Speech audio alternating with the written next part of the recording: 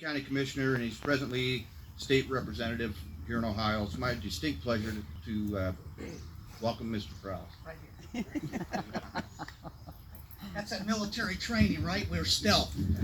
Sneak up behind. So, hey, listen, what a glorious morning. I want to welcome everyone here.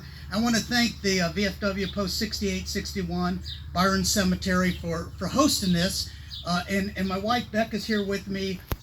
What a gorgeous, you look out there and look at everyone's headstone and the flowers and the care.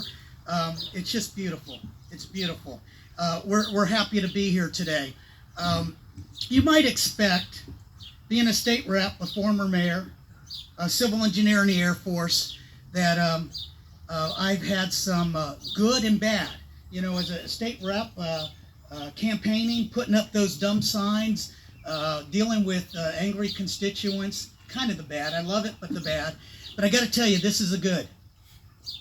When I look around and I see the patriots out here, like-minded people that honor our vets and our fallen, it's special. It makes me feel special. I will tell you this, that the military is in my DNA.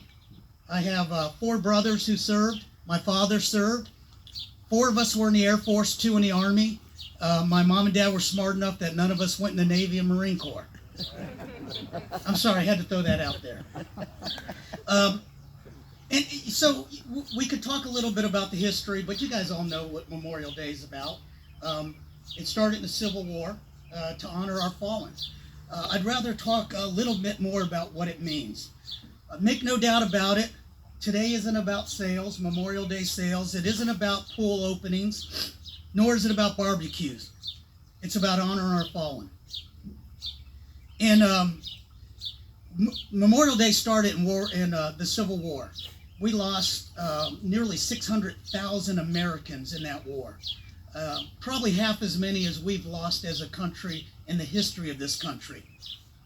In his Gettysburg Address, November 19, 1863, as he was dedicating the Soldiers' National Cemetery in Gettysburg, President Lincoln said in part, "It is rather for us the living, we here be dedicated to the great task remaining before that. From these honored dead we take increased devotion to that cause for which they here gave their last full measure of devotion. That we here highly resolve these dead shall not have died in vain." Shall not have died in vain. I will take it back in history even a little bit further. Our founding fathers, after we broke away from England, they were trying to figure out what kind of government we were going to have. And at the Constitutional Convention, as they were leaving, someone asked, "What kind of government are you leaving us?" Benjamin Franklin said, in a very, very brief statement, but it meant so much, "A republic, if you can keep it." Democratic republics such as ours are not merely founded upon the consent of the people, they are absolutely dependent upon the active and informed involvement of the people for their continued good health. This is why 1.2 million servicemen and women have died for this Constitution that represents our freedoms and rights. Now, I will tell you, people are complaining we're in difficult times, and we are. Congress can't get anything done. The national debt keeps going up. Medicare education is not going where we want. The school shootings, the racial tension, international tensions with North Korea and Iran, natural disasters. But I submit to you that there have been worse times in our country. And the Civil War is one of those times. If you think about it, cousin fighting and killing cousins, brothers killing brothers in our own country, 600,000 Americans killed in the Civil War. We were tearing our country apart at the seam. Our country, 100 years old at that time, and most people said it was the demise of America. We were done. But through some good leadership, Abraham Lincoln, we got through that period. I'm here to tell you, we're going to get through this period and we're going to be as strong as ever. So I will say, let this be a call to action. I've got 3 items I want to discuss. The first is the easy one. Today and every day, we honor our fallen. We always honor our fallen. And we appreciate our veterans and our military members for what they're doing. We let them know that we know life isn't easy, and we appreciate it. I know that there's many military members out here like me, and we've all been deployed. And unless you've been on deployments, you don't know what it's like being away from the family and living in a desert or wherever you might have been in the jungle. So we honor our people. That's the easy one. How else do we make a difference? Well, I will tell you this. The first part is, in World War II, 12% of our population served. Today, less than 1%. People don't understand what our military is.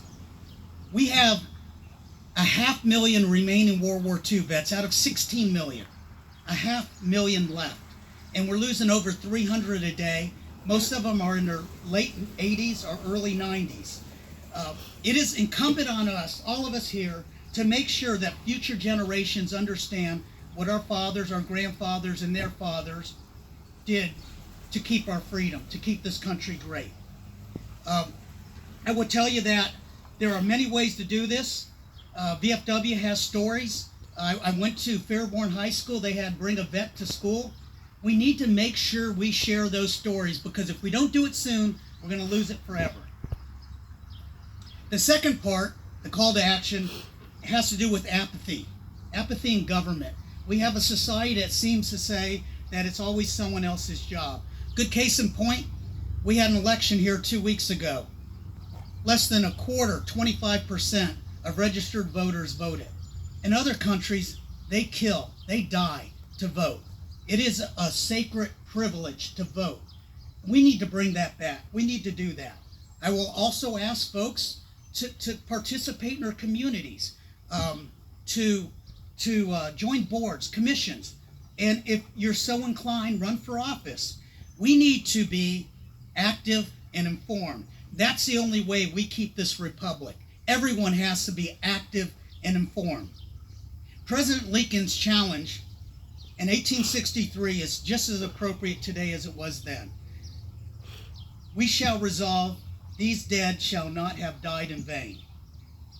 We need to all do our part to keep America great. God bless our fallen, our veterans, our military, and God bless America. Thank you.